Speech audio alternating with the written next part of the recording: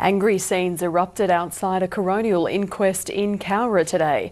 Inside, the coroner criticised the way police handled the investigation into Christy Williams' death, recording an open finding in the 2003 case. Emotions were running high outside Cowra Courthouse this afternoon. The Deputy State Coroner's comments had these people fired up.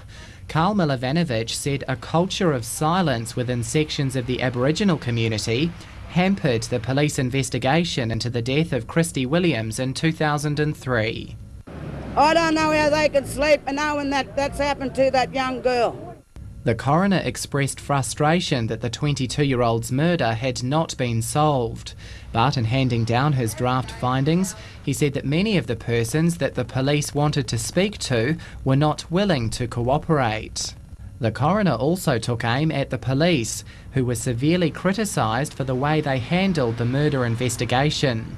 The inquest heard the first officers at the house failed to establish a crime scene and removed Ms. Williams' body before a detective arrived. The fact the crime scene was lost and contaminated resulted in the police losing the ability to properly examine the crime and gather evidence. The coroner also expressed surprise the bungle was never investigated. I would have thought that this issue was of such importance that there would have been some form of internal police review of the circumstances and events of the 21st of June 2003. A number of people have been identified as suspects in the murder, but police don't have enough evidence to lay charges. The coroner has recorded an open finding in the case and made 2 formal recommendations. The first is that a reward of $100,000 be offered for information which leads to a murder conviction in the case. The second is that the death now be investigated by the police cold case unit. A move welcomed by those who knew Christy.